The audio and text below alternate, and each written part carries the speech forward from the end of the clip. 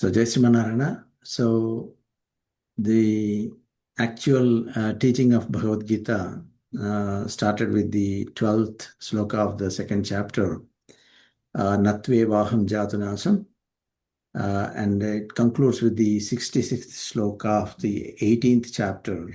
But there are some slokas after that. So, the 18th chapter, 66th sloka, it is the Sarvadharman Parityajya. That's also called Charma Sloka. So that is the final sloka by the Bhagavan Sri Krishna Paramatma. After that, there are other slokas too, but they are called Uttara Pitika. And the slokas before the 12th sloka of the second chapter, they are called Purva Pitika. Purva Pitika. So yes, so so Sri Krishna Paramatma taught Arjuna the true nature of Jeevathma. So starting the 12th sloka, right? So that's why, and it is about the Atma. It is this whole 6 chapters are also called Ātma-jñāna, and this, since it is dealing with the matter of Atma, this is called Sankhya Yoga, right? So, and the reason he started telling about Atma to Arjuna was that he was filled with sorrow because he feared that the elders like Bhishmacharya, Dronacharya might be perishing in the battle.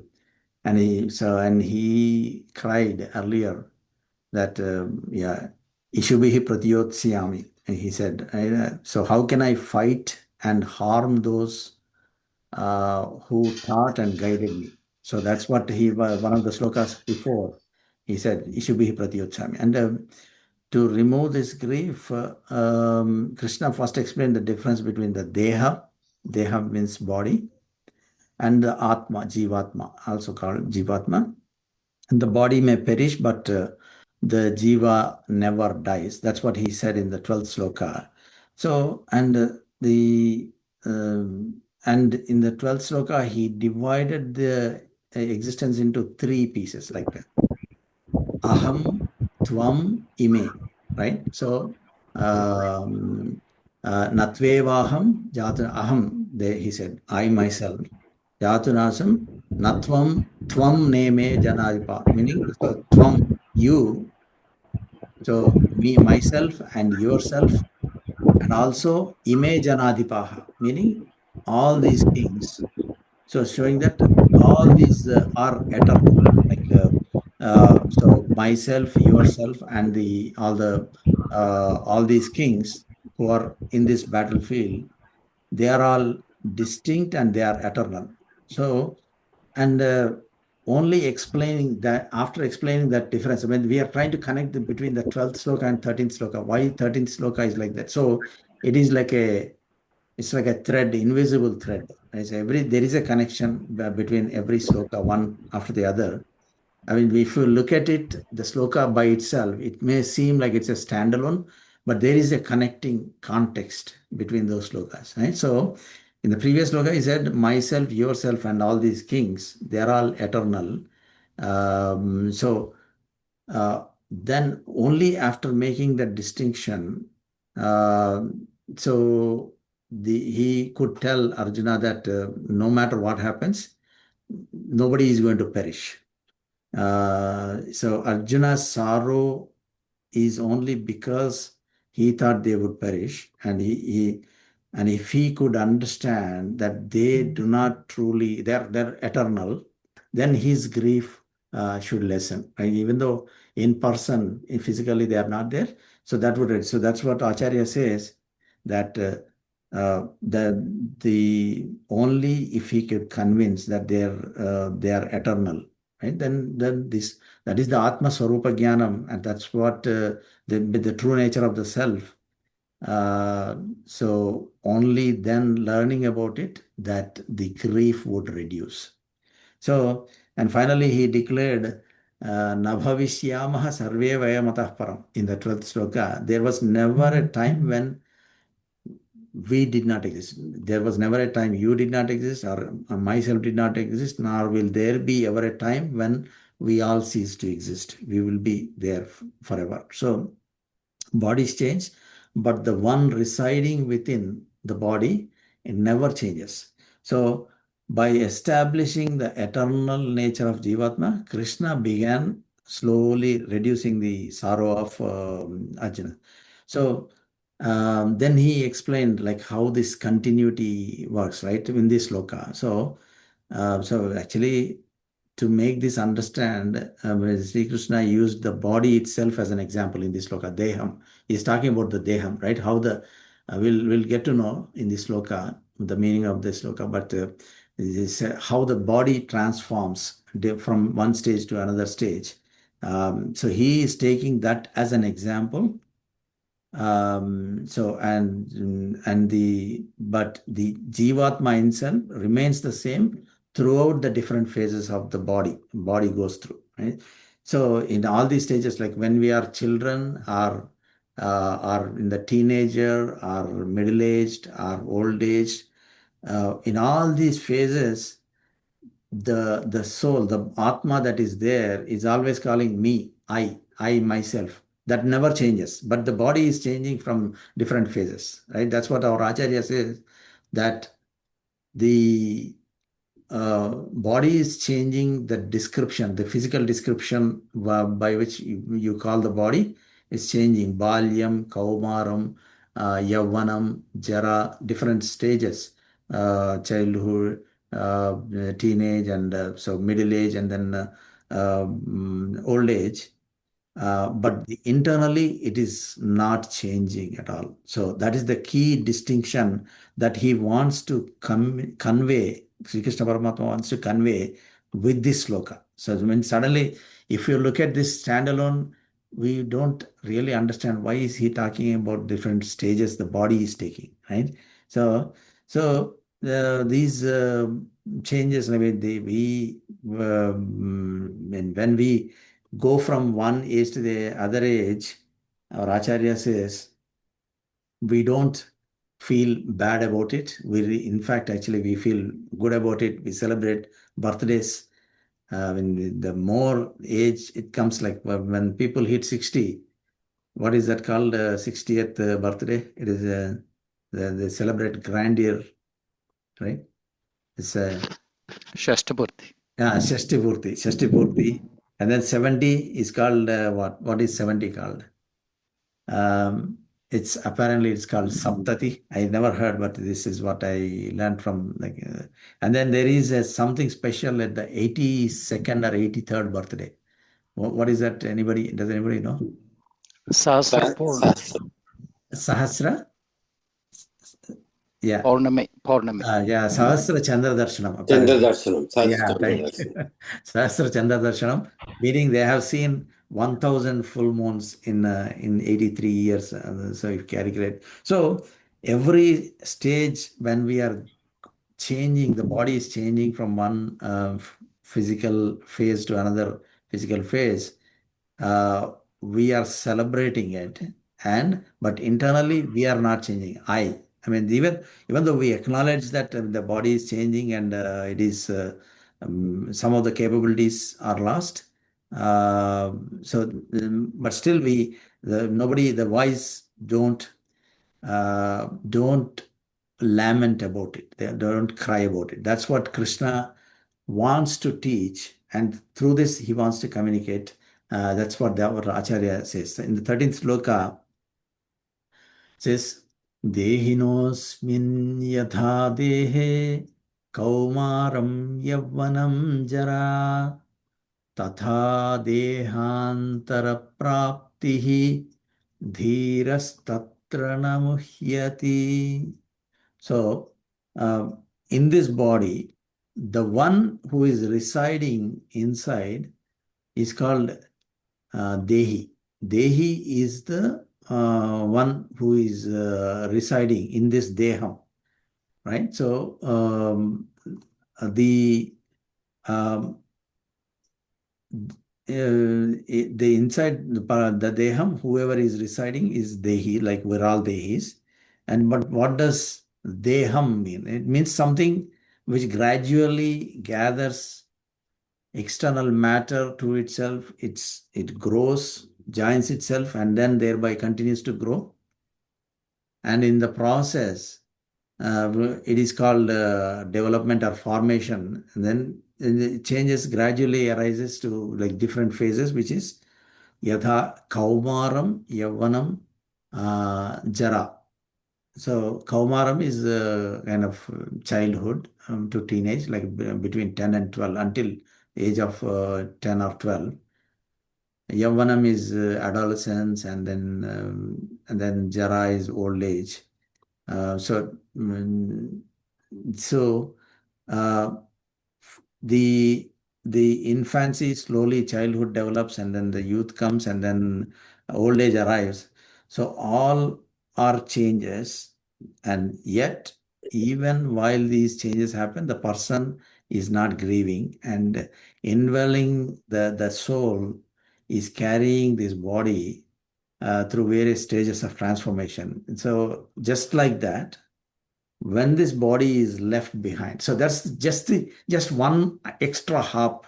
That's what Acharya says. I mean, that's what Krishna is intending here. That's what Acharya says. So just as we are hopping from one phase to another, one phase to another, and the final stage, the soul is just leaving the body behind, and then one more big hop to another body. So that's the reason there is no need to cry about it either. Just as you are not crying when the phases are changing from balyam to kaumaram, yavanam, jara. So same thing with the final hop that is going to happen. Tadha dehantara praptihi.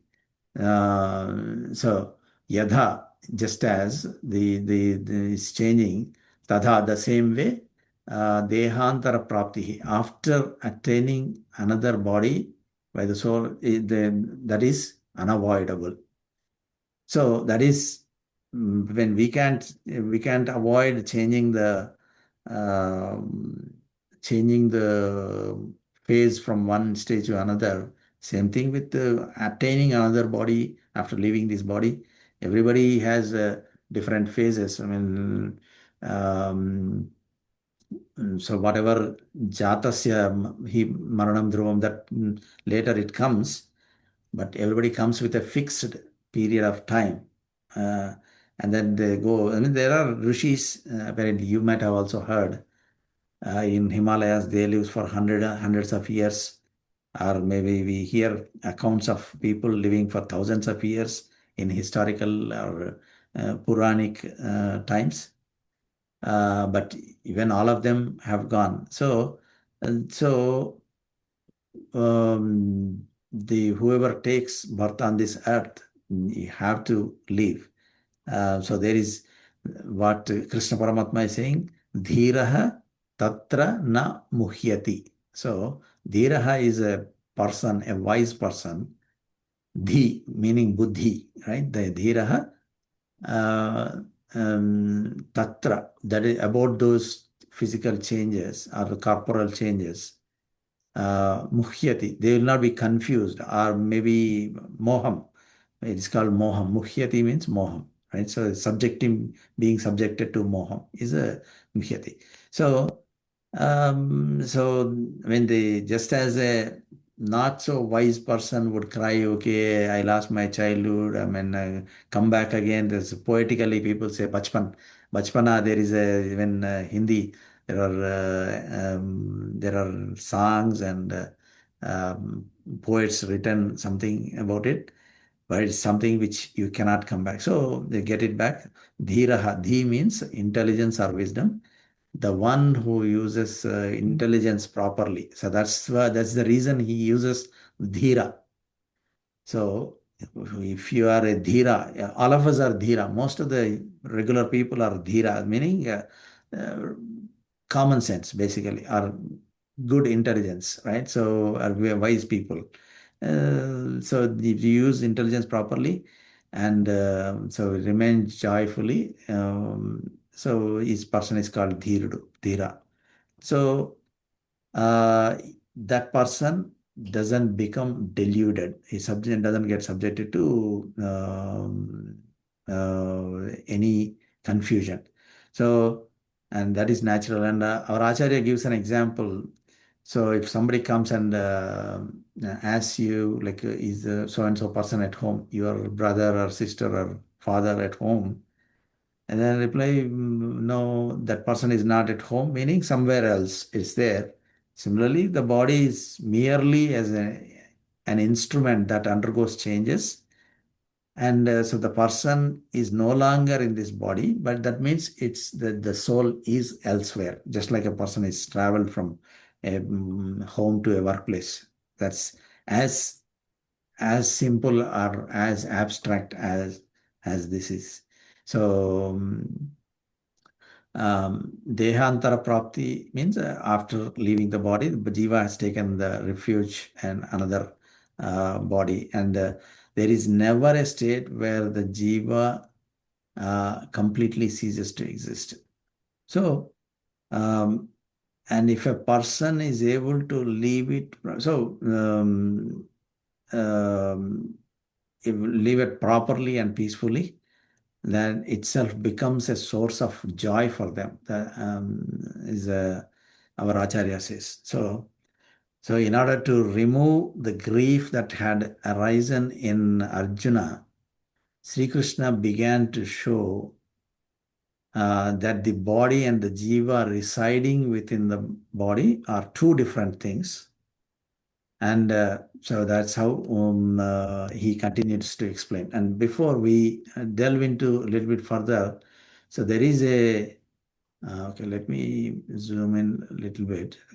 There's a pictorial representation of this I captured with the help of, I think this is not visible. Let me pull it directly from my folder. I think this summarizes quite well. Let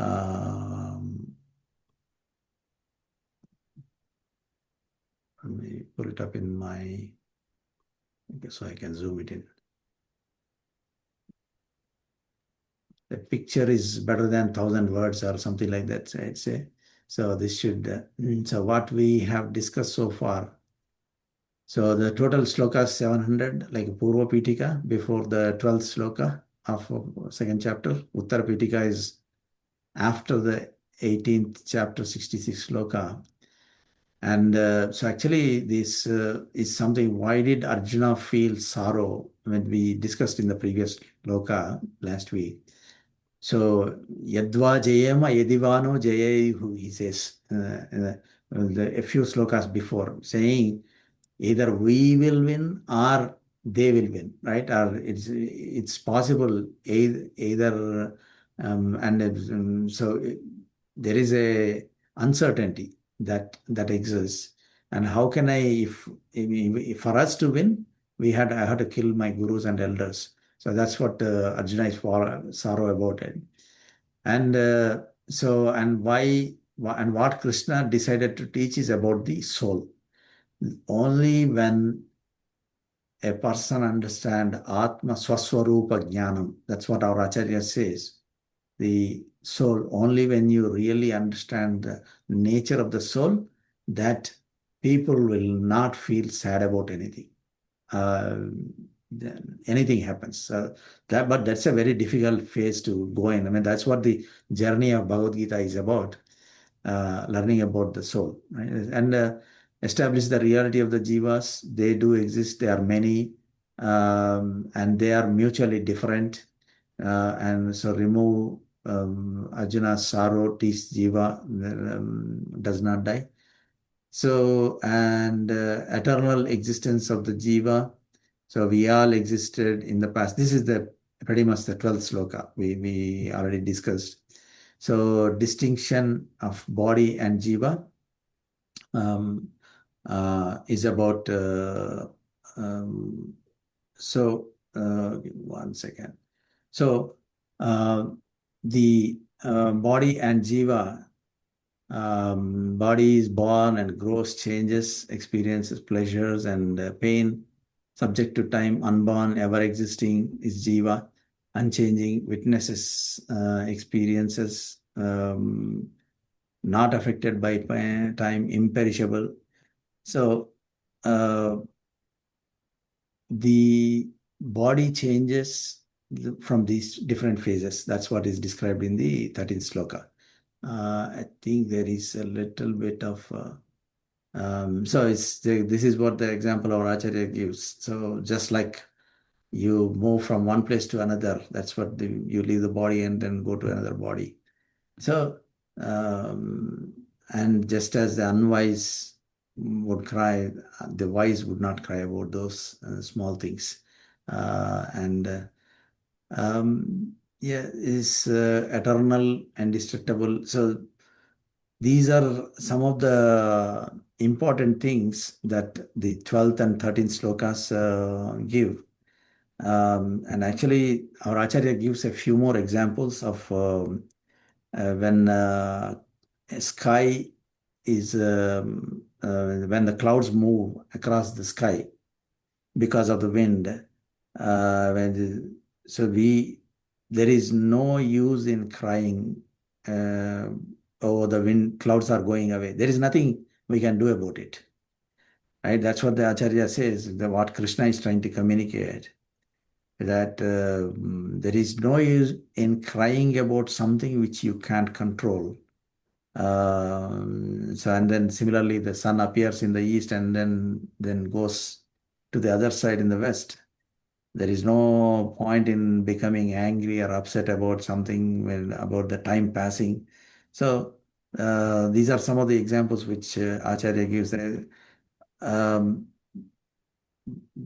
is no need for such grief. That's what Acharya communicates. Since a little later, Krishna Paramatma explains that Jiva resides only in a specific region within the body. So another attribute of this Jeevathma, according to Krishna Paramatma and also according to the Upanishad knowledge also, is that it exists in a very specific part of the body. It's not throughout the body. So even though we feel like when we feel touch anywhere in the body, we can experience that. But still, it is not all over the body. But it is to the question whether the jiva is spread all through the body, it's not. So there is a example which Upanishad, so Uddalaka teaches his son that he takes a tree, example of a tree, he cuts out a branch, so then some sap comes out of it. And it is fresh. When the branch is cut off, it looks fresh. The leaves are green, everything. But when the next day the child comes back to look at that, the branch and the leaves, everything is dry, but the root of the tree is remaining intact and it is healthy. Right? So that is the example that is given by the Upanishad, and that is equivalent to what Krishna is going to teach, that the Jeevathma is inside the body in a specific place, and if a branch is cut, only the energy connected to that branch withdraws and the branch dries up. But the jiva within the tree still remains, right? So in the same way, same rule applies to even human beings also, because there is a jivatma in the tree and the jivatma in human being. So jivatma within the body, it sends knowledge, the energy called jnanam. Jnanam is what it spreads throughout the limbs and organs, enabling the body to function. But even if a part of the body is lost, only the energy connected to that part withdraws. and the jiva itself does not live. So, but one day it withdraws completely from the entire body and departs. So that's the progression, right? So even when a part of the body is cut off, maybe finger is cut off, it withdraws from that finger the energy, and slowly it retracts, and then eventually when the body is not suitable, it retracts from the entire body, and the energy, the prana shakti, the life force, and then it leaves. So that's the example which the um, um, Upanishad is giving, and also Bhagavad Gita is giving. There are three principles existing together. So the body that is identified as me, the jiva and Jeevathma, which is inside the body, and the Paramatma, which is inside the Atma. So every Atma has the Paramatma inside it. So all these three are together, and it's a bigger concept actually. When deeper is about it's a Vishishta Advaitam. Basically, it leads into deeper philosophical discussions of the acharyas. So all of them three together, it is called Vishishta Advaitam. So, but when they're in the seed form, it is one, Ekameva Advitiyam. There is no second one, which is Advaitam. But when it grows from the seed, then to the just like in the tree form, it's from the small seed comes the tree. We can see clearly everything visible from there. When it is in the seed form, the entire tree structure is within the seed. But when the tree grows, we can see the huge tree form and the branches and leaves and then fruits, everything.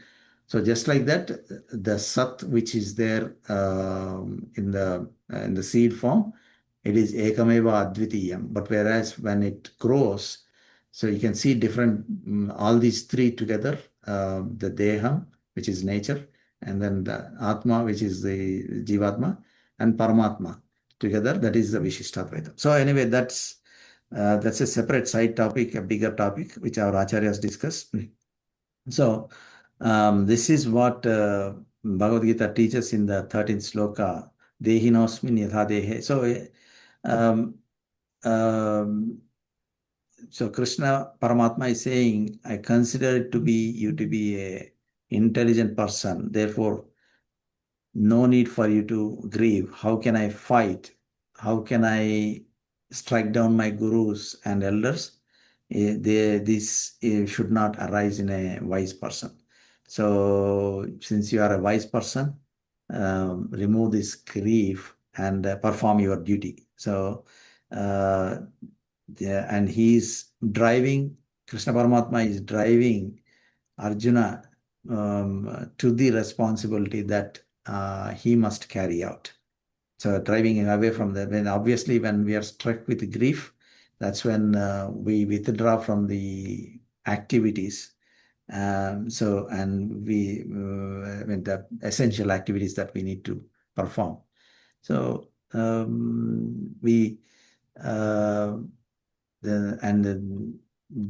once you understand the Atma nature, then you drive towards the action. So there is another picture. I hope the pictures are useful. I mean, is this conveying a better meaning? Like, what do you all think? So let me pull up another picture. I think.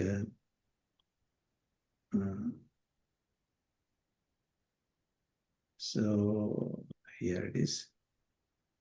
So it's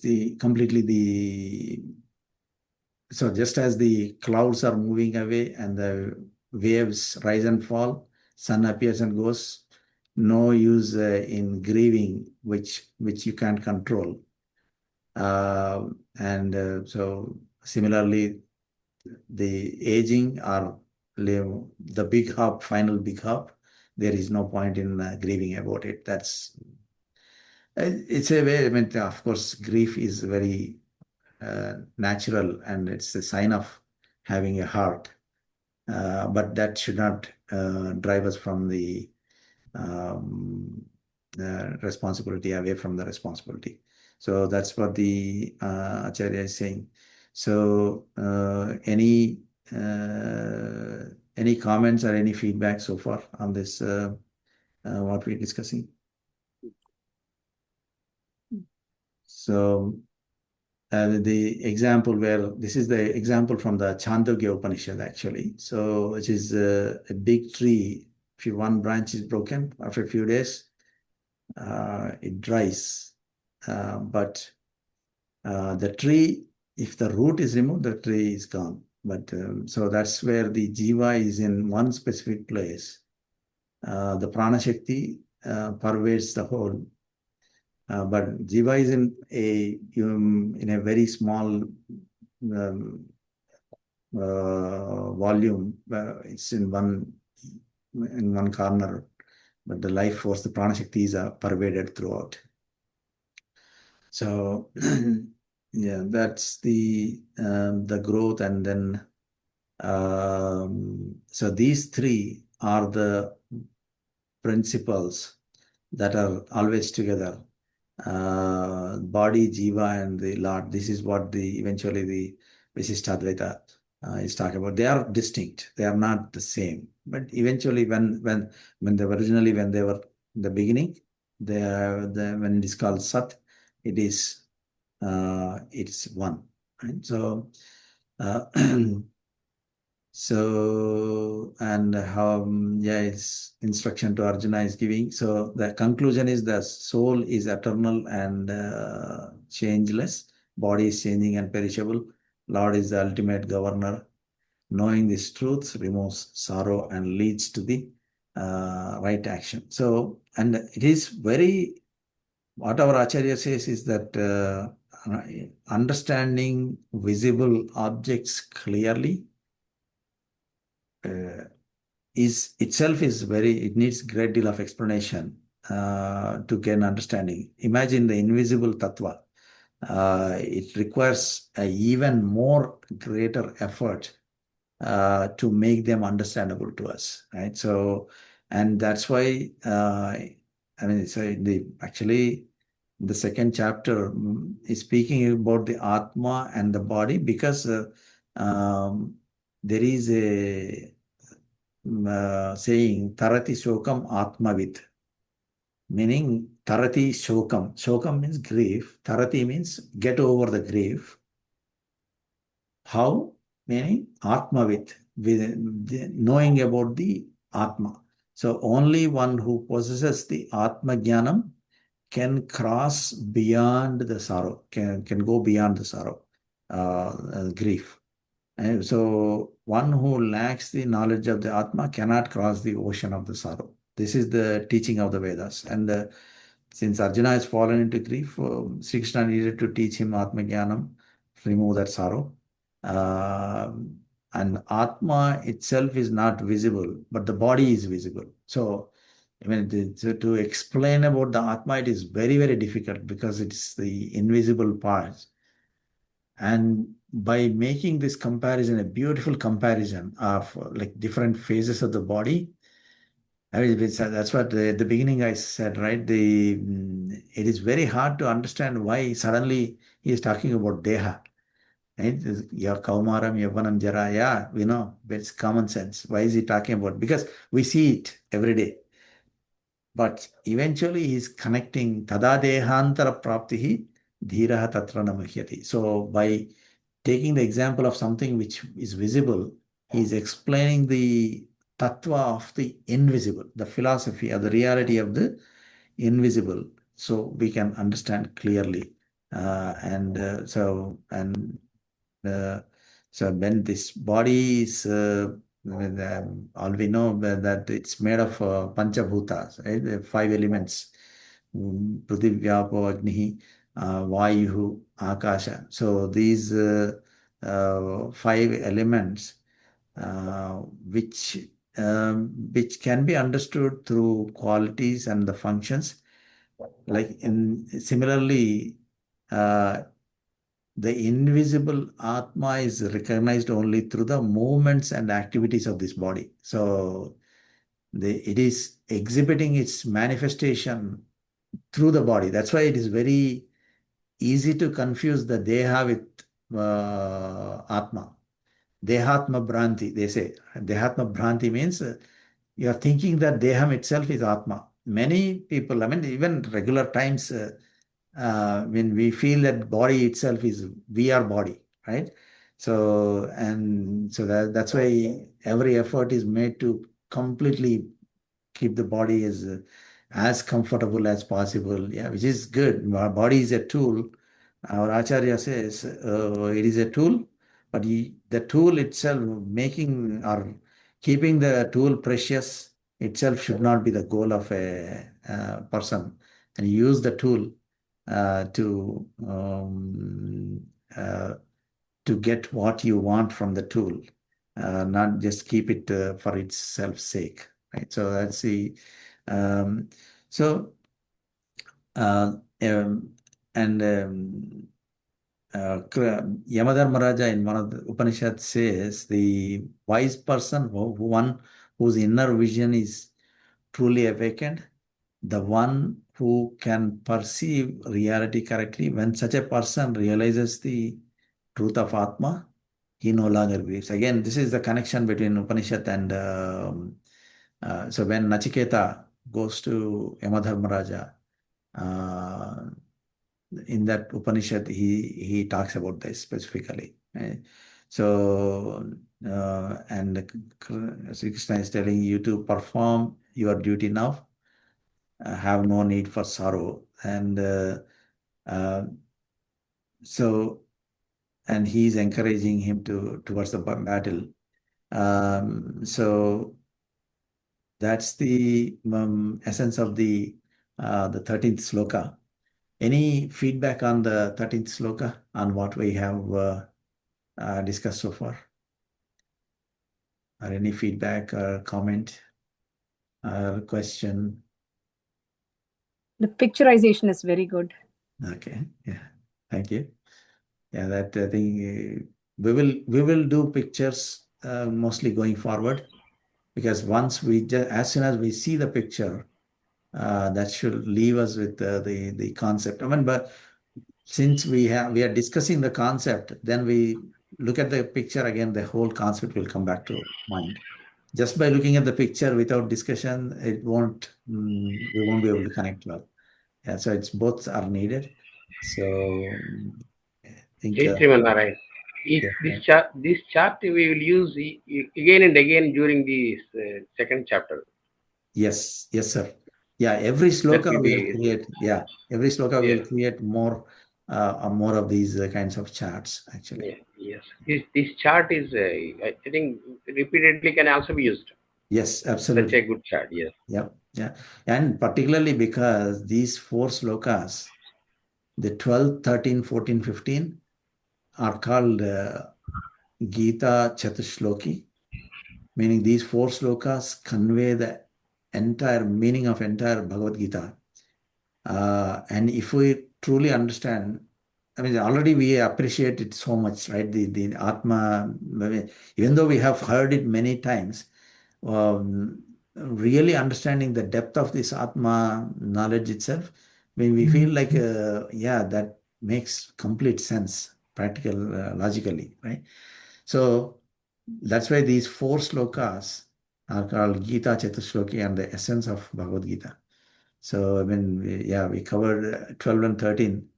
I think probably what we'll do is we'll briefly touch base the 14th sloka today, and we'll probably continue again in the next few minutes. We'll cover the 14th sloka. So about the 14th sloka, all the human beings, we wish every human beings they have their own interests, right? There's so much of variety of that's what makes us human. But there is one common baseline across all the human beings. Right? That common baseline is that we don't want to have any sorrow or grief. I mean, obviously, it's a very obvious common sense statement. Everybody would agree that nobody wants to be subject to suffering or sorrow. Right? So, and we wish that all the grief should go away, and we pray for it, and we wish everybody that they should be happy. So the entire Loka. So what is the saying? Suddenly, I'm not getting that. Mm, everybody in the Loka should be happy. That's what our Sanatana Dharma says, right? Yeah, that saying, okay. Basic Sarve statement. Jana Sukhino Sarve Bhavantu. Jana Sukhino Bhavantu. Thank you, sir. Thank you so much. Sarve Jana Sukhino Bhavantu. That is our motto. We don't say, I mean, if you don't follow our path, you are going to suffer. No, we just wish everybody happy, right? So, truly, that's the Sanatana Dharma says. So, and we don't want any suffering to ourselves or for anybody, because we put ourselves in the shoes of others, and we know how difficult it is for us. Right? So, but even though we want the sorrow to disappear, what are we doing to get the sorrow out of the way, right? I mean, we are not even willing to do what is necessary for sorrow to go away. And first of all, we don't even know the root cause, what will take away the sorrow, right? So, what is the effort that needs to be done or undertaken for sorrow to go away? That's what Sri Krishna Paramatma is giving, that hint or clue or the inner secret in this sloka. How do we get rid of our sorrow? Yeah, that's the secret. So, in this sloka, he's giving a discipline. It's kind of a tool. And I think I'm still on the 13th sloka. Let me move to 14th. Yeah. So there is a word here, titiksha. Right? You might have heard before. So that is the technique which Sri Krishna Paramatma is giving, which will which if we practice, or which if we think about it and adopt it into our discipline, then the sorrow will go away. But there is a connection from here to the next sloka also regarding the titiksha. I mean, so it's a one whole concept this is. Yeah?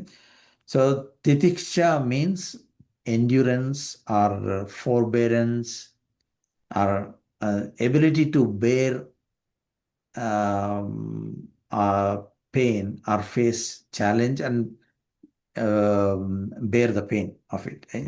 So if this endurance, if it is cultivated, we would have no distress at all. And we can see this actually in the practice of great acharyas. Right? They do so much of work. I mean, we can, particularly in our case, I see practically in our Acharya Chinnajir Swami's daily Anushthanam, or the practice, the most difficult routine they have, sleeping only for 2 to 3 hours of a day, and then conducting throughout the rest of the day with people, and then making so much of difference in the lives of people without being subject to any stress. Right? So that we can practically see in the practice of great acharyas, great leaders, many human beings, also regular people we see in a day-to-day life. But once they cultivated this habit, and they have accomplished great things, but then it is very hidden. Sometimes if we don't adopt it, but we stretch ourselves to do those things, then obviously it will lead to mental or physical ailments, right? So, so it is a absence of patience that becomes the sorrow. So when hardship itself is not the sorrow. So then, like as I was saying, the example, our Acharya works for like out of 24 hours, he works for like 18 hours a day. That is a hardship. But the hardship itself is not sorrow. That's what our Acharya says.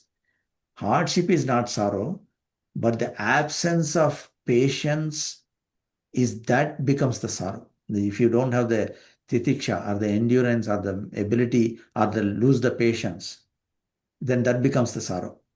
So, so when does the patience or patience comes when something is considered dear or desirable. So when we think something is what we like to do, then that is that gives us patience. Like when we are in the company of our friends and family, loved dear ones, even walking on like a hard stones, yeah, that also we don't feel the pain, and so we feel very happy when we like the situation in which we are in. And that's what they say. If you like what you're doing, then that is what your retirement. Even if you are working, but if you really like what you're doing, you're not feeling the hardship or the stress. Sorry, somebody was trying to say something. Right? So this quality of endurance or the capability to bear is what we call the titiksha in Sanskrit. So this titiksha grants us the ability, that grants us the strength to properly face any external suffering, hardship that may arise. And so the titiksha, or when does it arise? When one truly understands what is dear to myself, right? Then the titiksha comes. So, and this what Krishna Paramatma is explaining in the 14th sloka. Matra sparshastu kaunteya शीतोष्ण सुख दुःखदाः आगमापायिनो अनित्याः तान् स्थितिक्षस्व Bharat. So, and the matra sparshastu kaunteya.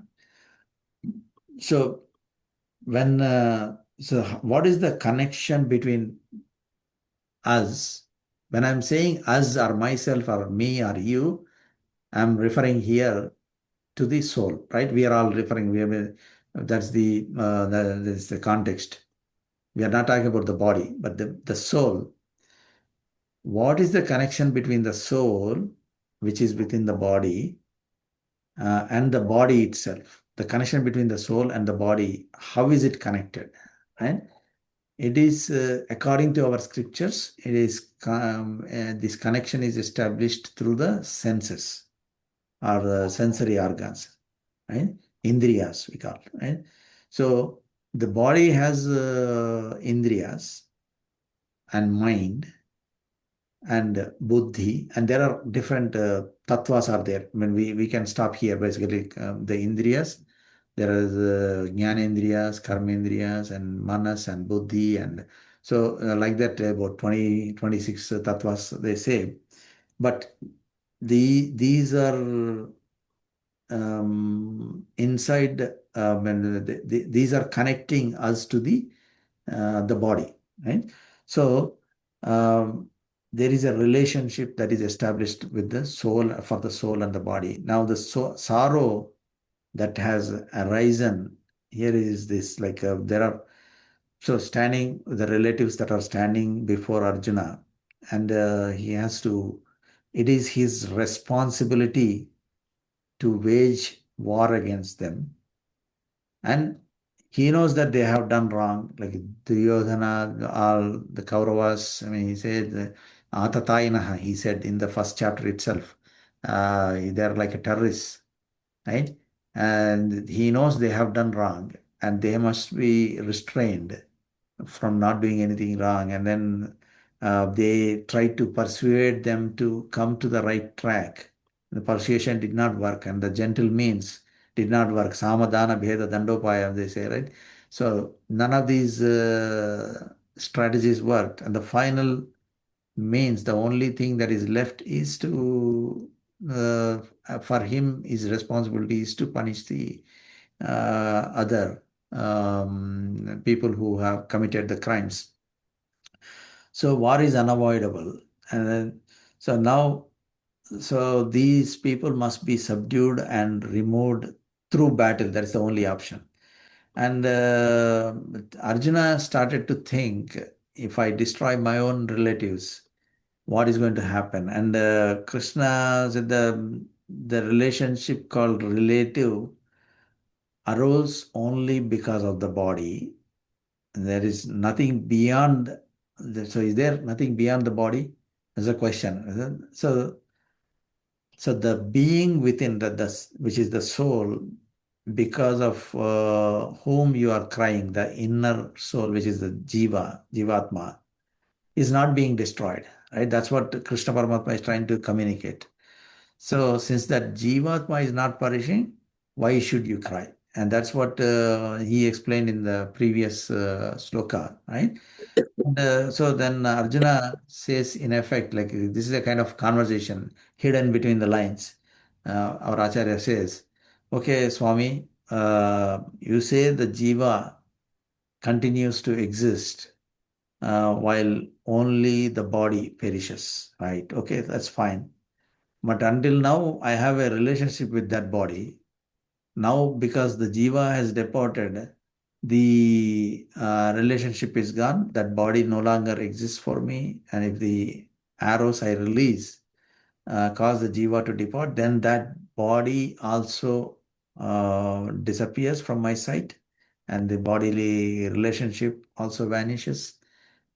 So you are saying that this is going into another body somewhere, but I don't know where he has gone. So until now, we lived together with those relatives and played together, shared life together.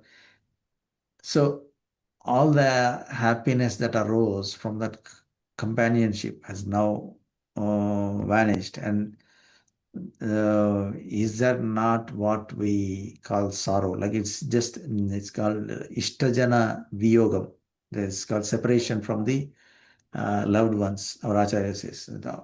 Now, so the people, so Acharya says, who are favorable and dear, who remained with us through a bodily relationship, now become separated from us.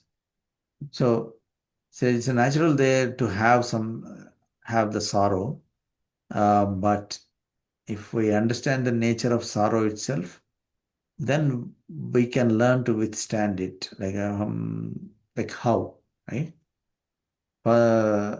So by understanding the true nature again, so understanding the nature that that object itself is perishable, right? So the body has perished, but what has actually happened?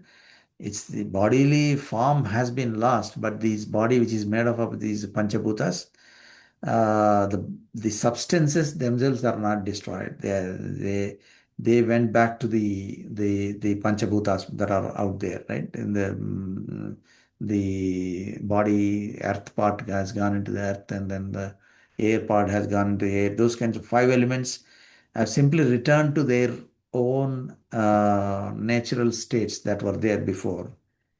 So meanwhile, the jiva along with the mind has moved, the manas, jiva with manas and buddhi has moved outward and gone elsewhere. So our Acharya says,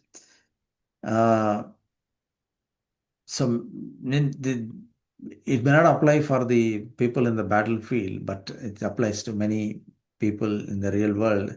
If probably the body is suffering, or the soul is suffering because the body not functioning well, no longer function properly through it, and maybe it has left. And the other body that will definitely would be a somewhat happier place than what the current body is, because it's has been suffering. The body is no longer useful for the soul to stay. So then so that's what our Acharya says. And the sorrow itself, what is it accomplishing, right? Is there a goal for the sorrow, right? Let's say if sorrow, if it is accomplishing something, it is meaningful. It should have, if there is a purpose. Like for example, like Acharya gives an example, when the child cries for something, then the mother gives something. There is a purpose that has been served by that expression of grief. Or maybe a child throws a tantrum and the father gives something.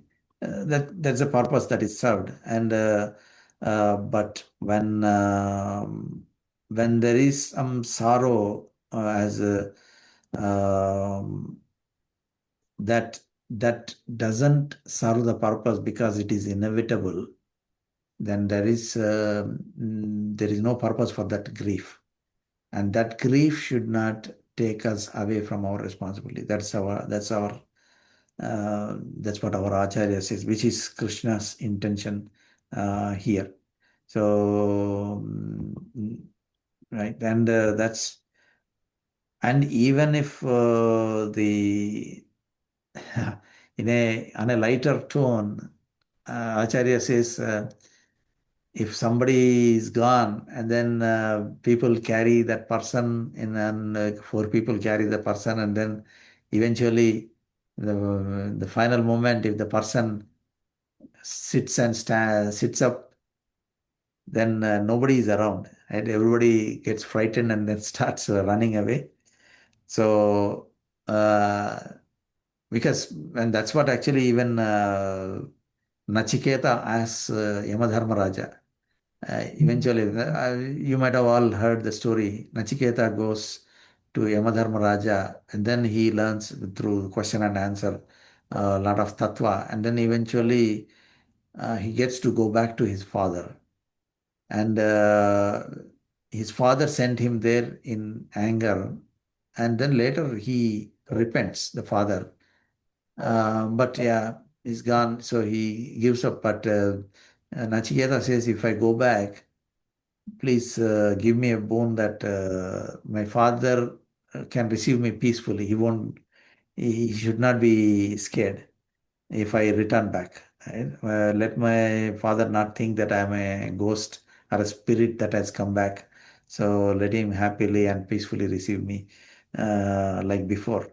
So that's what he says. So these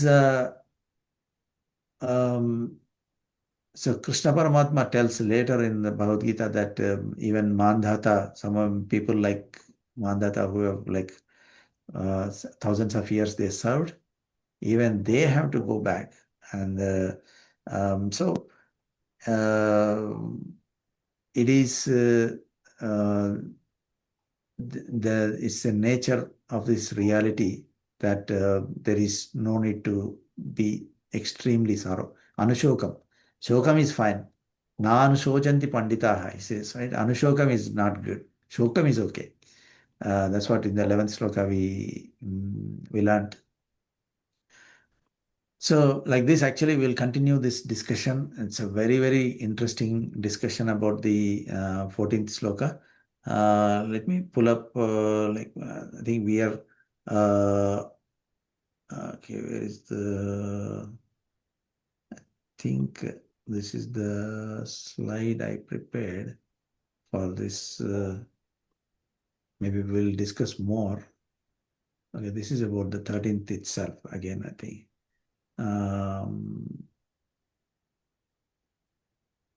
So I think we will continue this discussion next week again. So I don't want to leave it in the middle. That very interesting discussion is going to happen.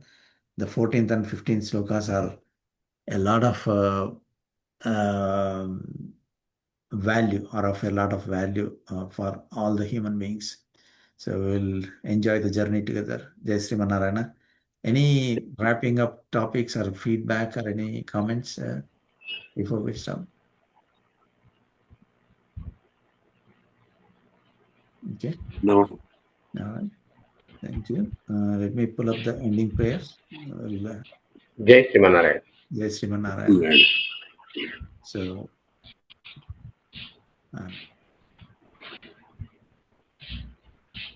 Om Agni Naya Supatharaye Asman Vishwani Deva Vayunani Vidhvan Yuyodhyasmajjuhurana Bhuisthante Nama Uktim Vidhema Om Purnamidam Purnamadaha Purnat Purnamudachyate Purnasya Purnamadaya Purnamevavasishyate Om Namah Paramarishibhyo Namah Paramarishibhyaha Om Namah Paramarishibhyo Namah Paramarishibhyaha Om Asmat Gurubhyo Namaha. Jai Sriman Narayana.